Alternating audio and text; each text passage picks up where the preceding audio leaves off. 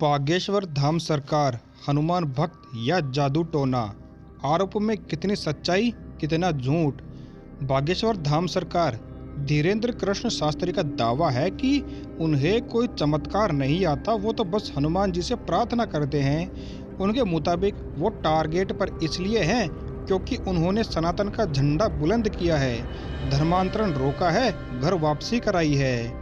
सनातन में ऋषि मुनियों और सिद्ध पुरुषों की कमी नहीं रही, लेकिन सनातन की ही आड़ में ढोंगियों, अधर्मियों और पाखंडियों की भी सूची बहुत बहुत लंबी है। बागेश्वर धाम सरकार का नाम तो आपने सुन ही लिया होगा। मध्य प्रदेश के छतरपुर में बागेश्वर धाम नाम से आश्रम चलाने वाले धीरेन्द्र कृष्ण शास्त्री उर्फ बागेश्वर धाम सरकार का सच आखिर है क्या? अपने बयानों से बागेश्वर धाम सरकार पहले ही विवादों में आ चुके थे, लेकिन मौजूदा तूफान नागपुर में उनके कार्यक्रम के दौरान उठा है।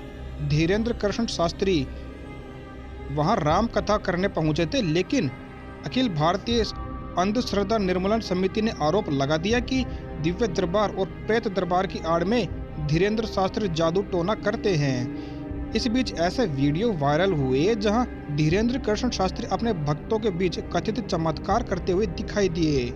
बागेश्वर धाम सरकार का दावा है कि उन्हें कोई चमत्कार नहीं आता, वो तो बस हनुमान जी से प्रार्थना करते हैं। उनके मुताबिक वो टारगेट पर इसलिए हैं क्योंकि उन्होंने सनातन झंडा बुलंद किया है, धर्मांतरण रोका है और घर वापसी कराई है। सवाल पब्लिक का है कि बागेश्वर धाम सरकार हनुमान भक्त है या जादू टोना करने वाली एक कंपनी। क्या बागेश्वर धाम सरकार सनातन की आड़ ले रहे हैं या सनातन वाकई निशाना है? अंधविश्वास ही मुद्दा है तो मिशनरियों के अंधविश्वास पर सवाल क्यों नहीं? यही है आज का पब्लिक का सवाल। बागेश्वर धाम सरकार खुद को चमत्कार कहने वाले नहीं मानते, लेकिन दावा होता रहा है कि धीरेन्द्र कृष्ण शास्त्री को खुद के दरबार में आने वाले सभी लोगों की कुंडली बिना बताए ही पता चल जाती है और वो पर्चे पर सब लिख भी देते हैं। आप बागेश्वर धाम सरकार के व्यक्तित्व को बेहतर तरीके से समझ सके।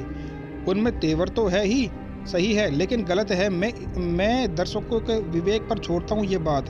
अब आपको नागपुर का पूरा मामला समझाते हैं। नागपुर में 5 जनवरी से 13 जनवरी के बीच राम कथा का आयोजन हुआ।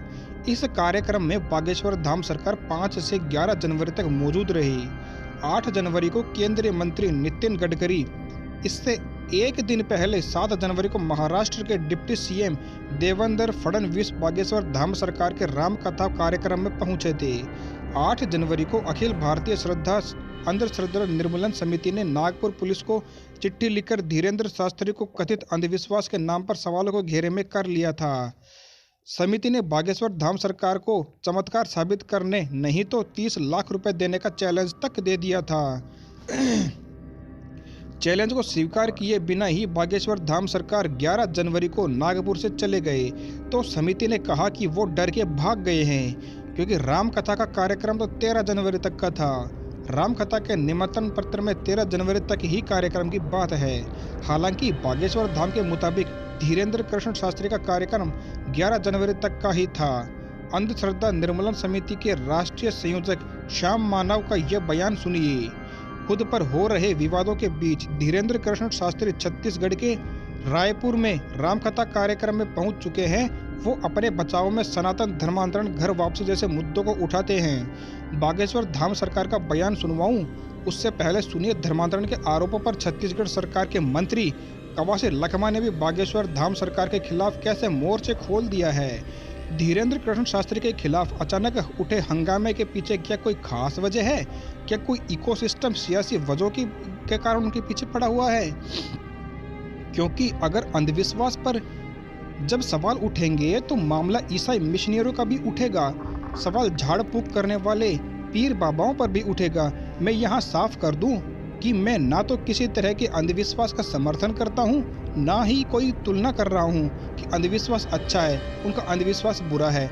लेकिन ये बात इसलिए उठा रहा हूँ क्योंकि धीरेन्द्र कृष्ण शास्त्री उर्फ बागेश्वर धाम सरकार का भी एक पक्ष है जिसके मुताबिक वो सनातनी है, इसलिए टारगेट पर है। सुनिए वो क्या कह रहे हैं।